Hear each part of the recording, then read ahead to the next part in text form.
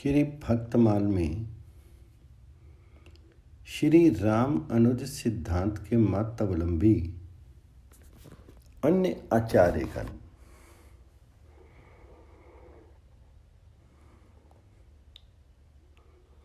देवाचार्य द्वितीय महामहिमा हरियानंद तस्य राघवानंद भय भक्तन को मानद पृथ्वी पत्रावलंब करी काशी अस्थाई चारी बरन आश्रम सब ही को भक्ति दे डाई तिनके रामानंद प्रगट विश्व मंगल जिन्ह बपू धरेयो राम अनुज पद्धति प्रताप अवनि अमृत होयो अनुसर्यो।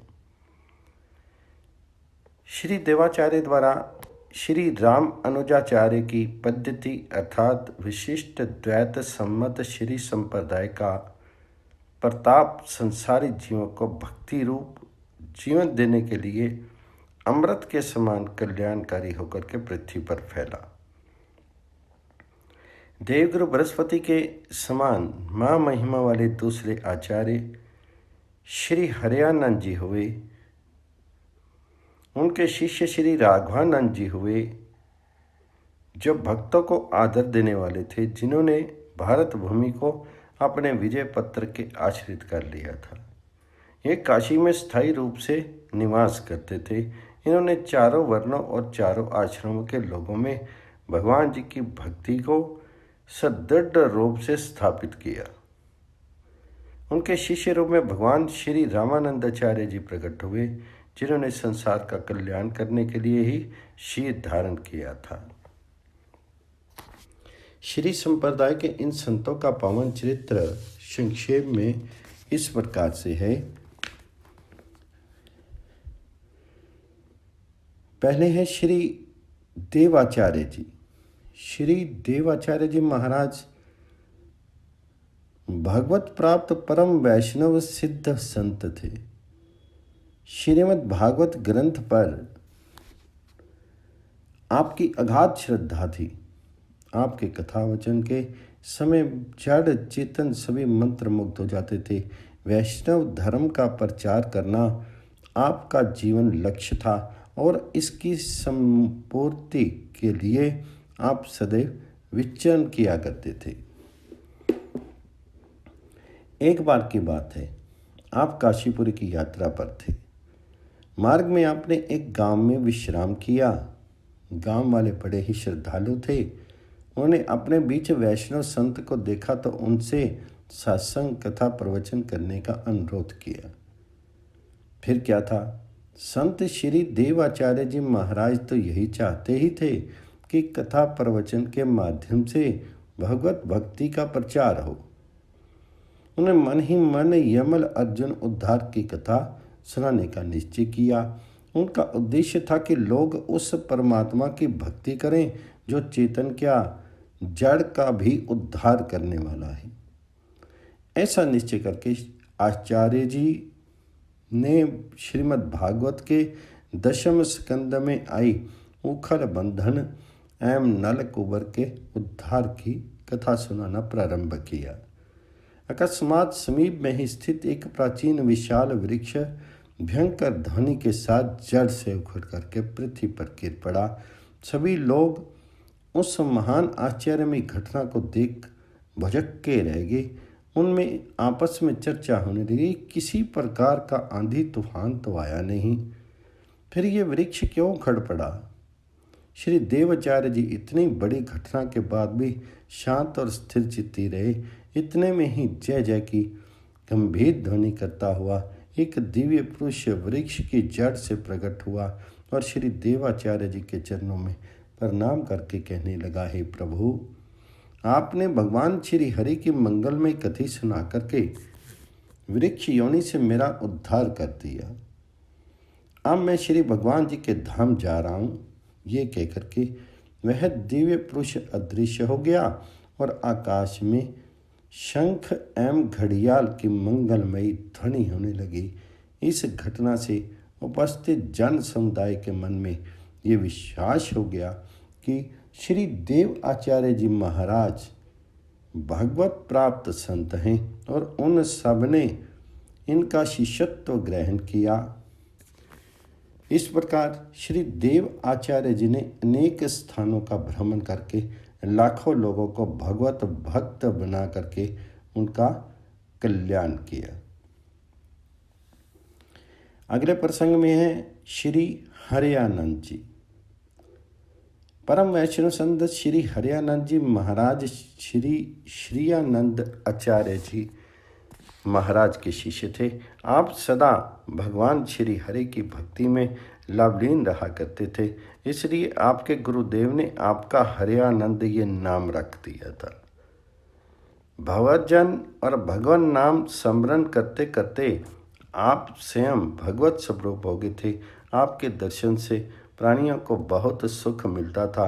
भगवत विमुख जीव भी आपका दर्शन करके भगवत भक्त बन जाते थे। आपने अनेक स्थानों पर भ्रमण करते हुए बहुत से शिष्य बनाए और भगवत भक्ति का प्रचार प्रसार किया। एक बार आप महाप्रभु भगवान जगन्नाथ जी का दर्शन करने भगवत धाम श्री जगन्नाथपुरी की यात्रा पर जा रहे थे। आपके साथ और भी बहुत से वैष्णव भक्त थे।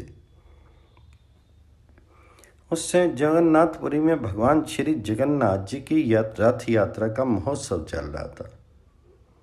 भगवान को रथ पर बिठा करके गुंडीचा मंदिर ले जाया जा रहा था। भगवान जगन्नाथ महाप्रभु का विशाल गगनचुंबी रथ भक्तों द्वारा खींचा जा रहा था। अचानक रथ चलते चलते रुक गया। लोगों ने बहुत प्रयास किया परंतु रथ टस से मस नहीं हुआ। संभवतः भगवान जी को अपने भक्त की प्रतीक्षा थी या उसकी महिमा का ख्यापन करना था। रथ आगे बढ़ सके इसका लोगों को कोई उपाय सूझ नहीं रहा था। तभी श्री हरियानंद जी भीड़ से निकल करके आगे आए और सबको सुना करके कहा कि आप लोग रथ को छोड़कर दूर हट जाएं, ये रथ स्वयं चलेगा। श्री हरियानंद जी महाराज की बात सुनकर के उपस्थित जन समुदाय रथ छोड़कर के हट गया। आश्चर्य, रथ अपने आप चलने लगा और 100 कदम तक अपने आप चलता रहा। उपस्थित जन समुदाय में महाप्रभु जगन्नाथ स्वामी के साथ साथ श्री हरियानंद जी महाराज की भी जय जयकार होने लगी। सबने मान लिया कि ये कोई सिद्ध संत हैं। भगवान जी ने इन्हीं के लिए अपना रथ रोक रखा था। संपूर्ण जन समुदाय इनका शिष्य बन गया। इस प्रकार श्री हरियानंद जी महाराज ने बहुत से लोगों को अपना शिष्य बना करके उन्हें भगवत भक्ति के मार्ग में लगाया। अगले प्रसंग में तीसरे हैं श्री राघवानंद जी। श्री संप्रदाय में श्री राघवानंद जी महाराज को गुरुदेव वशिष्ठ का अवतार माना जाता है। आप श्री हरियानंद जी महाराज के कृपा पात्र थे। वेद शास्त्र पुराण आदि के प्रकांड विद्वान होते हुए भी आप अत्यंत अमानी थे। किसी प्रकार का अहंकार आपको छू नहीं गया था। आप भक्ति में वर्ण भेद नहीं मानते थे, अतः आपने चारों वर्णों के लोगों को भक्ति का उपदेश दिया। आप एक सिद्ध संत थे, परंतु आपकी सिद्धियां चमत्कार प्रदर्शन के लिए नहीं अपितु जनता जनार्दन को भगवत भक्ति की ओर प्रेरित करने के लिए थी। एक बार की बात है, आपके 3 श्रद्धालु भक्तों ने एक ही दिन मंत्र दीक्षा देने के लिए कहा। तीनों अलग अलग स्थान के रहने वाले थे। श्री राघवानंद जी महाराज अपने तीनों भक्तों की इच्छा पूरी करना चाहते थे, अतः उन्होंने योग बल से 3 रूप बनाए और तीनों भक्तों के यहाँ जाकर के एक ही साथ एक ही समय पर मंत्र दीक्षा दी। आपने बहुत समय तक काशी में निवास किया। आपको श्री राम आनंदाचार्य जी का गुरु होने का गौरव प्राप्त है, जिन्हें श्री संप्रदाय में साक्षात भगवान श्री राम का अवतार माना जाता है। चौथे हैं श्री रामानंदाचार्य जी। श्री रामानंद जी श्री रामायण या श्री रामानंदी वैष्णव संप्रदाय के प्रवर्तक आचार्य हैं। कबीर, सैन, धन्ना, रैदास आदि इनके शिष्य थे। इनके संबंध में विशेष विवरण आगे 56 या 36 में दिया गया है। श्री स्वामी रामानंदाचार्य जी और उनके 12 प्रधान शिष्य अनंतानंद, कबीर सुखा, पद्यावती नरहरि, पीपा भावानंद, रैदास, धन्ना, सैन, सुर सुर की धरहरि। औरो शिष्य पर शिष्य एक ते एक उजागर, विश्व मंगल आधार, सर्व आनंद दस्ता आगर। बहुत काल बपुधारी के, प्रणत जनन को पार दियो, रामानंद रघुनाथ ज्यों, द्वितीय सेतु जग तरण कियो। जिस प्रकार श्री रघुनाथ जी ने वानरों को सेना को पार करने के लिए समुद्र पर पुल बनाया था, उसी प्रकार श्री रामानंदाचार्य जी ने संसारी जीवों को भाव सागर से पार करने के लिए अपने शिष्य पर शिष्य परंपरा से सेतु निर्माण कराया। श्री अनंतानंद जी, श्री कबीरदास जी, श्री सुखानंद जी, श्री सुरसुरानंद जी, श्री पद्मावती जी, श्री नरहरियानंद जी, श्री पीपा जी, श्री भावानंद जी, श्री रैदास जी, श्री धन्ना जी, श्री सैन जी और श्री सुरसुरानंद जी की पत्नी, ये श्री रामानंदाचार्य जी के सर्वप्रधान 12 शिष्य थे। इनके अतिरिक्त और भी बहुत से शिष्य पर शिष्य एक से एक प्रसिद्ध एवं प्रतापी हुए। ये संसार का कल्याण करने वाले भक्तों के आधार और प्रेम भक्ति के खजाने थे। श्री रामानंदाचार्य जी ने बहुत काल तक शीर को धारण करके शरणागत जीवों को संसार सागर से पार किया। श्री भक्तमाल में श्री स्वामी रामानंदाचार्य जी और उनके 12 प्रधान शिष्यों में श्री रामानंद जी एवं उनके 12 प्रधान शिष्यों के चरित्र इस प्रकार हैं। श्री रामानंदाचार्य जी श्री रामायत या श्री रामानंदी वैष्णव संप्रदाय के प्रवर्तक आचार्य श्री रामानंद जी एवं उच्च कोटि के आध्यात्मिक महापुरुष थे। इनका जन्म कान्यकुब्ज ब्राह्मण कुल में माघ कृष्ण सप्तमी भृगुवार संवत 1324 को प्रयाग में त्रिवेणी तट पर हुआ था। इनके पिता का नाम पुण्य सदन और माता का नाम श्रीमती सुशीला था। 8वें वर्ष इनका उपनयन संस्कार किया गया। उपनीत ब्रह्मचारी जब पलाश दंड धारण कर काशी विद्या अध्ययन करने चला, तब आचार्य एवं संबंधियों के आग्रह करने पर भी नहीं लौटा। विवश होके माता पिता भी साथ हो लिए और बालक अपनी माता के साथ अपने मामा ओमकारेश्वर के यहाँ काशी में ठहर करके विद्या अध्ययन करता रहा। 12 वर्ष की अवस्था तक बालक ब्रह्मचारी ने समस्त शास्त्रों का अध्ययन पूर्ण कर लिया। विवाह की चर्चा चली। बालक ने इनकार कर दिया। इसके पश्चात स्वामी राघवानंद जी से दीक्षा लेकर के पंचगंगा घाट पर जाकर के एक घाट वाले की झोंपड़ी में ठहरकर तप करना आरंभ कर दिया। लोगों ने ऊंचे स्थान पर एक कुटी बना करके तपस्वी बालक से उसमें रहने की विनय की। उनकी विनय सुनकर के वे उस कुटिया में आगे और उसी में ज्ञान अर्जन और तपस्या करते रहे।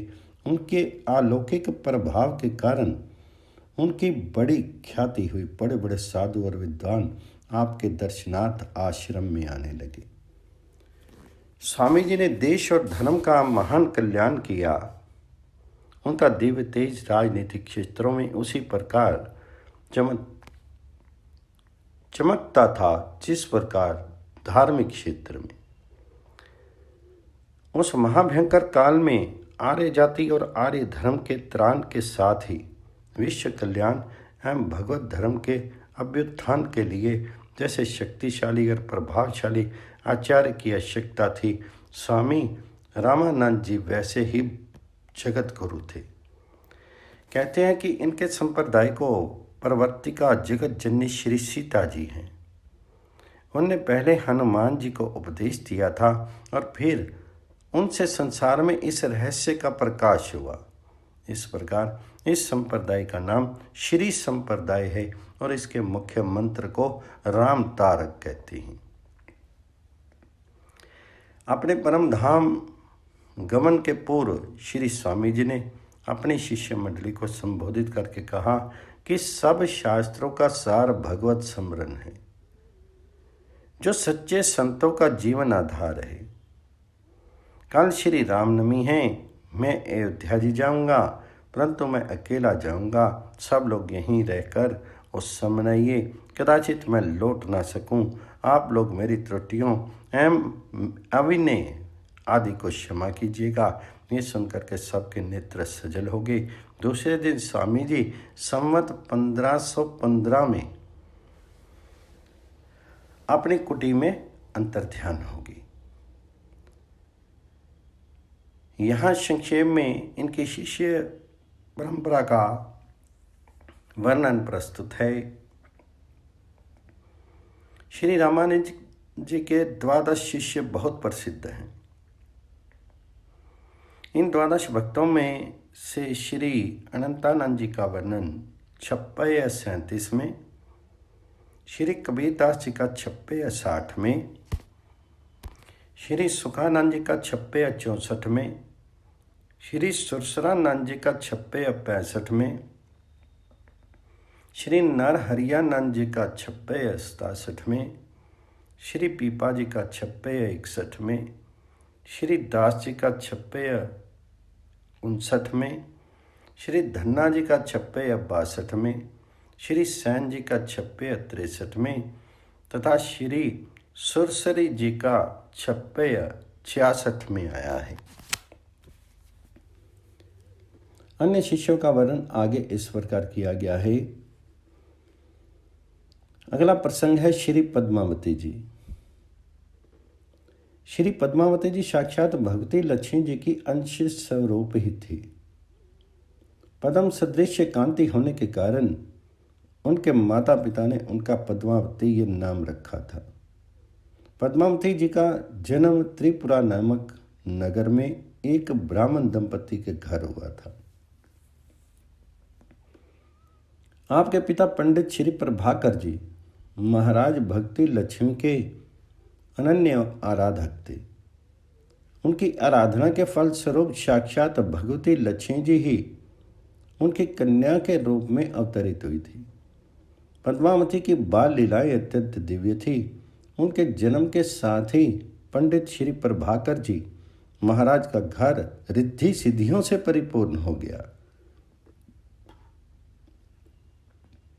बालिका पद्मावती जब 5 वर्ष की हुई तो उन्होंने अपने पिता से काशी ले चलने का आग्रह किया।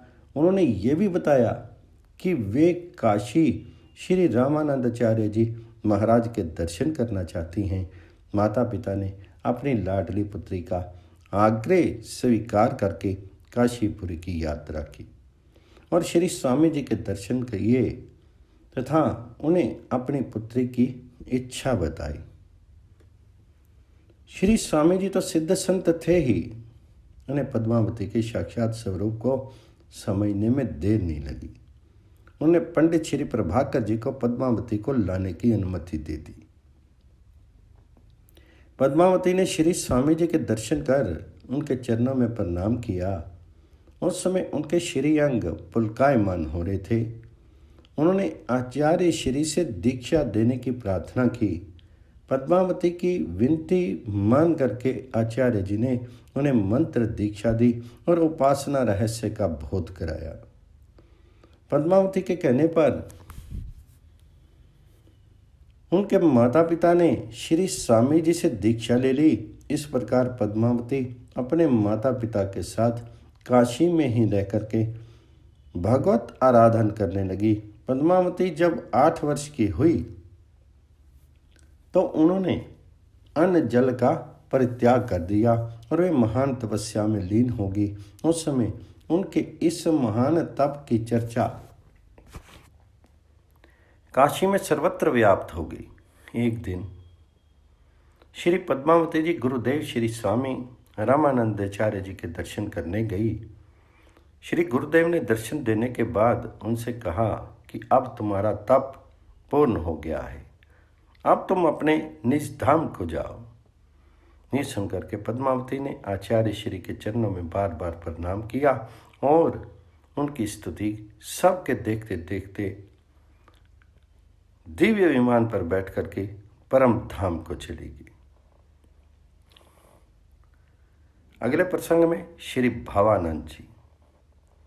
श्री भावानंद जी महाराज परम संत श्री ज्ञान देव जी के पिता थे। इनके गृहस्थ आश्रम का नाम श्री विट्ठल पंत था।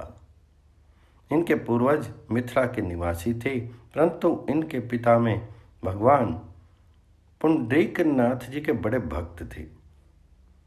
अतः वह पंढरपुर के पास ही आलंदी नामक गांव में बस गए। वहीं श्री विट्ठल पंत जी का जन्म हुआ, जो बाद में स्वामी रामानंदाचार्य जी से दीक्षा लेकर के भावानंद के नाम से विख्यात हुए। आपके पिता में श्री हरिनाथ मिश्र जी और पिता श्री रघुनाथ मिश्र जी सदग्रस्त और परम भागवत थे। अतः वेद शास्त्र आदि की शिक्षा इन्हें घर पर ही प्राप्त होगी।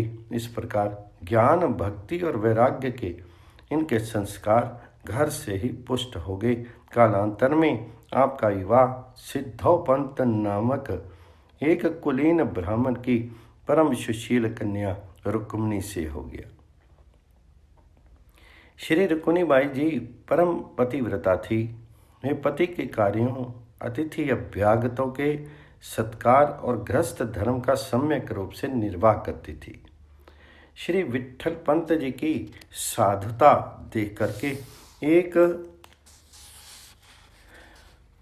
करकोटक वंशीय नाग दंपति ने इन्हें पर्याप्त मात्रा में धन प्रदान किया, जिसका आपने साधु संत सेवा में उपयोग किया। एक दिन आपके यहाँ एक संत आए। सत्संग के दौरान उन्होंने बताया कि काशी में श्री रामानंदाचार्य जी नाम के एक परम भागवत वैष्णव संत हैं।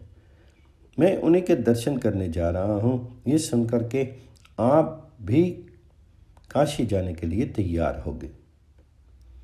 पत्नी को घर गृहस्थी और अतिथि सेवा का कार्य सौंप करके स्वयं उन संत भगवान के साथ काशी के लिए प्रस्थान करके मार्ग में उन्हें अनुभूति हुई कि मेरे साथ चल रहे संत साक्षात विश्वामित्र जी हैं और इनके साथ सुकुमार अवस्था में श्याम गौर दो किशोर श्री राम लक्ष्मण है।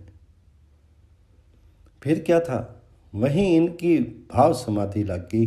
समाधि से जागृत होने पर उन्होंने देखा कि वहाँ ना तो वे संत हैं और ना ही दोनों किशोर। फिर तो वे प्रभु दर्शन के लिए व्याकुल हो गए और हाँ राम हाँ रघुनाथ कहते हुए करुण क्रंदन करने लगे। कहते हैं कि इनकी इस प्रकार की दिशा देख करके दो बालक इनके पास आए और इन्हें खाने के लिए भगवत प्रसाद दिया और फिर इन्हें मार्ग दिखाते हुए काशी के पंचगंगा घाट पर पहुंचा दिया, जहां स्वामी श्री रामानंदाचार्य जी का आश्रम था। उन बालकों के प्रति आपका श्री राम लक्ष्मण का भाव था। अतः उनके चले जाने पर पुनः आप विरह व्याकुल हो गए। उसी समय श्री रामानंदाचार्य जी महाराज के शंख की दिव्य ध्वनि आपके कानों में पड़ी, जिसे श्रवण करके आपके अंतःकरण में ज्ञान का उदय हुआ और आपने स्वामी श्री रामानंदाचार्य जी महाराज की शरण ग्रहण की। स्वामी जी ने आपको राम मंत्र की दीक्षा देकर के आपका नाम भावानंद रख दिया। स्वामी जी अपने शिष्यों सहित धर्म प्रचारार्थ संपूर्ण देश में भ्रमण करते रहते थे। इसी क्रम में वे एक बार श्री रामेश्वरम धाम की यात्रा पर निकले थे। संयोग से एक दिन उन्होंने आलंदी ग्राम में विश्राम किया। ये वही ग्राम था जहाँ भावानंद जी का गृहस्थ आश्रम का घर था। स्वामी जी का आगमन जानकर के गांव के समस्त नर नारी उनके दर्शन के लिए आए। उनमें श्री भावानंद जी महाराज की पत्नी श्री रुक्मिणी बाई भी थी। उन्हें जब स्वामी जी के श्री चरणों में प्रणाम किया तो स्वामी जी ने उन्हें स्वाभाविक रूप से पुत्रवती भाव का आशीर्वाद दे दिया। इस पर रुक्मिणी बाई ने कहा, प्रभु मेरे पतिदेव तो आपसे दीक्षा लेकर के सन्यासी हो गए हैं, ऐसे में आपका आशीर्वाद कैसे सफल होगा। स्वामी रामानंद जी महाराज सिद्ध संत थे, उनकी वाणी मिथ्या नहीं हो सकती थी। उन्होंने अपनी ज्ञान दृष्टि से भविष्य की घटनाओं को देखते हुए भावानंद जी को आदेश दिया कि तुम पुनः गृहस्थ आश्रम में लौट जाओ। मेरी आज्ञा होने से तुम्हारा पतन नहीं होगा और ना ही तुम्हें कोई पाप लगेगा। तुम्हें 3 दिव्य पुत्रों और 1 कन्या रत्न की प्राप्ति होगी। तुम्हारे पुत्र साक्षात ब्रह्मा विष्णु और महेश के अंश होंगे और पुत्री साक्षात योग माया होगी। अतः तुम विश्व का कल्याण करने के लिए अपना गृहस्थ आश्रम स्वीकार करो, यही विधि विधान है। श्री भावानंद जी ने प्रभु की इच्छा जानकर के गुरु की आज्ञा से पुनः गृहस्थ आश्रम में प्रवेश किया। कालांतर में निर्विथिनाथ, ज्ञानदेव और सोपान देव नामक उनके 3 पुत्र हुए, जो आगे चलकर महान संत हुए। एक कन्या हुई जिसका नाम मुक्ताबाई हुआ, वह भी सिद्ध योगिनी थी। इतना सब होते हुए भी वहाँ के ब्राह्मणों ने श्री भावानंद जी के पुत्रों का यज्ञोपवीत संस्कार करने से मना कर दिया। उनका कथन था कि एक बार सन्यासी होने के बाद पुनः गृहस्थ आश्रम में लौटकर संतान उत्पत्ति करने की कोई शास्त्रीय व्यवस्था नहीं है। अतः तुम्हें प्रायश्चित करना होगा, तभी तुम्हारे पुत्रों का वैदिक संस्कार संभव है। प्रायश्चित भी कोई साधारण प्रायश्चित नहीं था। पति पत्नी दोनों को शीर त्यागना होगा, यही प्रायश्चित निश्चित हुआ। श्री भावानंद जी ने कहा, जिससे धर्म शास्त्र की रक्षा हो, जिससे मेरे पुत्रों का कल्याण हो, वह मेरे लिए भी मंगलकारी है। ऐसा निश्चय करके वे रुक्मिणी बाई को साथ लेकर के तीर्थराज प्रयाग चले आए और वहीं माता त्रिवेणी की गोद में समा गई। श्री भक्तमाल में श्री अनंतानंद जी और उनकी शिष्य परंपरा। जोगानंद गेस करमचंद अलह पेहारी, रामदास श्री रंग अवधि गुण महिमा भारी। तिनके नरहरि उदित मुदित मेहा मंगल तन, रघुवर जदुवर गाय विमल कीर्ति सच्यो धन। हरि भक्ति सिंधु बेला रचे, पानी पद्यजा सिर दय। अनंतानंद पद परसी के, लोकपाल से ते भे।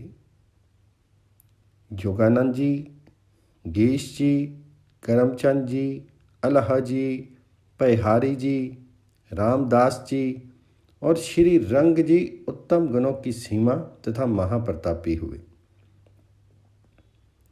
श्री रंग जी के शिष्य के रूप में परम प्रसन्न श्री नरहरि जी का उदय हुआ। ये सभी निरंतर भक्ति की वर्षा करने वाले, मेघ के समान मंगलमय शीर धारण करने वाले हुए। श्री अनंतानंद जी एवं उनके शिष्य गणों ने श्री रामचंद्र जी तथा श्री कृष्णचंद्र जी का निर्मल यशो गान करके पवित्र कीर्ति रूपी धन का संग्रह किया। श्री अनंतानंद जी भगवत भक्ति रूपी समुद्र की मर्यादा थे। पदमजा श्री जानकी जी ने आपके सिर पर अपना वरद हस्त कमल रख करके आशीर्वाद दिया। श्री स्वामी अनंतानंद जी आचार्य के पूज्य श्री चरण कमलों का स्पर्श करके उनके ये शिष्यगण लोकपालों के समान भक्तजनों का पालन करने वाले हुए। यहाँ श्री अनंतानंद जी तथा उनके शिष्यों का चरित्र संक्षेप में दिया जा रहा है। श्री अनंतानंद जी महाराज स्वामी श्री राम आनंद आचार्य जी महाराज के 12 प्रधान शिष्यों में से एक थे। आपके गृहस्थाश्रम का नाम पंडित छन्नू लाल था। आपका जन्म श्री अयोध्या के समीप राम रेखा नदी के तट पर स्थित महेशपुर नामक ग्राम में हुआ था, परंतु आपकी शिक्षा दीक्षा काशी में हुई और आप वहीं बस के थे। आपके पिता पंडित विश्वनाथ मणि त्रिपाठी सनाढ़ ब्राह्मण थे। भगवान श्री राम और अयोध्या धाम के प्रति विशेष निष्ठा होने के कारण ये अवधू पंडित के नाम से विख्यात थे।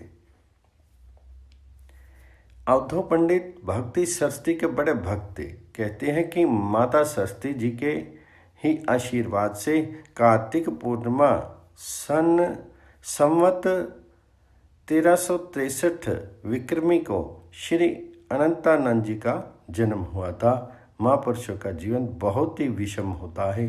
गोस्वामी तुलसीदास जी की ही भांति आपकी भी माता का परम धाम गमन आपके जन्म के ठीक बाद ही हो गया था। उसके कुछ समय बाद पिता की भी छत्र छाया सिर से उठ गई। अब तो बालक छन्नू अनाथ ही हो गए। ऐसे समय में अवधू पंडित के यजमान ग्वालों की दृष्टि आप पर पड़ी। उन लोगों ने आपका लालन पालन किया। थोड़ा बड़ा होने पर आप भी ग्वाल बालों के साथ वन में गाय चराने लगे।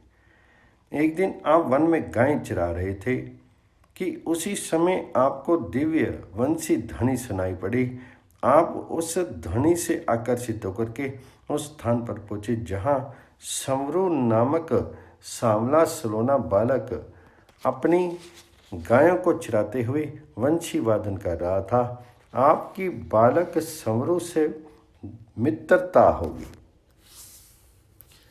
आप तो समरू के साथ गाय चराना और उसका वंशी वादन सुनना आपका नित्य कार्य हो गया।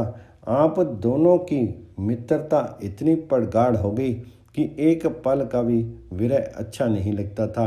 अतः आपने एक दिन अपने मित्र से यह बात बताई और स्वयं को भी अपने घर ले चलने को कहा। कहने की बात नहीं कि आपके मित्र समरू और कोई नहीं, अखंड ब्रह्मांड अधिपति गोलोकधीश्वर भगवान श्याम सुंदर श्री कृष्ण ही थे। उन्होंने आपसे आंखें बंद करने को कहा और जैसे ही आपने अपनी आंखें बंद की, एक ही क्षण में आप भगवान जी के नित्य निवास श्री गिरिराज गोवर्धन पर पहुंच गए। वहाँ श्री भगवान जी ने आपको अपनी विविध लीलाओं का दर्शन कराया। इससे इन्हें अपने ब्रह्म स्वरूप का ध्यान हुआ और आपकी भाव समाधि लग गई। पुनः समाधि से जागृत होने पर आपने अपने आप को वन में उसी स्थान पर पाया जहाँ आपकी समरू से भेंट हुई थी। अब तो आप विरह व्याकुल हो उठे। इधर भगवान ने पंडित श्री श्याम किशोर नामक एक भगवत भक्त ब्राह्मण को ध्यान अवस्था में आज्ञा दी कि वह आपको अपने घर लाए और लालन पालन करे। पंडित श्री श्याम किशोर जी को भी कोई संतान नहीं थी। प्रभु की आज्ञा मान उन्होंने आपका पुत्रवत पालन पोषण किया और विद्या अध्ययन के लिए काशी ले आए और फिर यहीं बस के। आप भगवती सरस्वती के वरद पुत्र थे। थोड़े ही समय में आप सर्वशास्त्र निष्णात होकर के काशी के प्रतिष्ठित विद्वान हो गए। एक बार की बात है, महाशिवरात्रि को आप भगवान विश्वनाथ जी के मंदिर में जागरण कर रहे थे। उसी समय आपको स्वामी श्री रामानंदाचार्य जी महाराज की दिव्य शंख ध्वनि सुनाई थी। उस शंख ध्वनि से आकृष्ट होकर के आप पंचगंगा घाट स्थित स्वामी रामानंद जी के आश्रम में आए और वहीं उसी समय उनका शिष्यत्व ग्रहण कर लिया। फिर घर लौट करके नहीं गए। श्री मद आचार्य चरण ने आपको श्री राम मंत्र की दीक्षा देकर के श्री अनंता नाम रख दिया। श्री अनंतानंद जी महाराज परम अमानी और अपरिग्रही वैष्णव थे। आपने अपनी समस्त संपत्ति पर घर द्वार आदि को तृण के समान त्याग दिया और आश्रम में रहते हुए बुहारी करने लगे। साधुता सिद्धि की कारक होती है। अनंतानंद जी गुरु कृपा से सिद्ध महात्मा हो गए थे। एक बार श्री कृपा शंकर जी नामक एक सिद्ध योगी आचार्य चरण श्री रामानंद जी महाराज के दर्शन करने आए। उस समय आचार्य श्री समाधिस्थ थे। अनंतानंद जी ने जब दर्शनार्थ आए योगी अतिथियों को आकाश में स्थित देखा तो स्वयं भी उनके स्वागतार्थ आकाश में ही जाकर के उनके लिए आसन बिछा दिया। धूप से रक्षार्थ चिंदवा तान दिया। सिद्ध लोग उनके इस अद्भुत प्रभाव को देख करके विस्मित हो गए और उन्हें विश्वास हो गया कि श्री रामानंद जी सिद्ध संत हैं। जब उनके शिष्य का ऐसा प्रभाव है तो उनकी महिमा की क्या इता। भगवान श्री कृष्ण के प्रति बालपन का आपका मित्र भाव जीवन भर बना रहा और प्रभु भी आपके प्रति अपने मित्र भाव का निर्वाह करते रहे। कहते हैं कि एक बार आश्रम में नित्य भोग के लिए दूध की आवश्यकता थी और दूध देने वाले ग्वाले यहाँ अशौच अवस्था थी, अतः उनके यहाँ का दूध स्वीकार्य नहीं हो सकता था। ऐसे समय में आपने अपने बाल सखा संवरू का दूध के लिए स्मरण किया और भगवान भी उनके भाव की पूर्ति के लिए दूध लेकर के संवरू के रूप में उपस्थित होगी। अनंतानंद जी अपने समय के काशी के प्रतिष्ठित विद्वान थे, परंतु विद्या का अभिमान आपको लेश मात्र भी नहीं था। एक बार कश्मीर के एक दिग्विजयी पंडित ने आकर के काशी के विद्वानों को शास्त्रार्थ की चुनौती दी। इस पर सभी पंडितों ने एक स्वर से कहा कि यदि आप श्री अनंतानंद जी महाराज को शास्त्रों में पराजित कर देंगे तो हम लोग अपनी हार स्वीकार कर लेंगे। श्री अनंतानंद जी ने कहा, भाई हम तो साधु हैं, हमें शास्त्रों से क्या काम। परंतु दिग्विजयी पंडित की हठ धर्मता के कारण आपने शास्त्रार्थ करना स्वीकार कर लिया। अंत में परिणाम ये हुआ कि दिग्विजयी पंडित पराजित हो गए और श्री अनंतानंद जी से मंत्र दीक्षा लेकर के उनके शिष्य बन गए।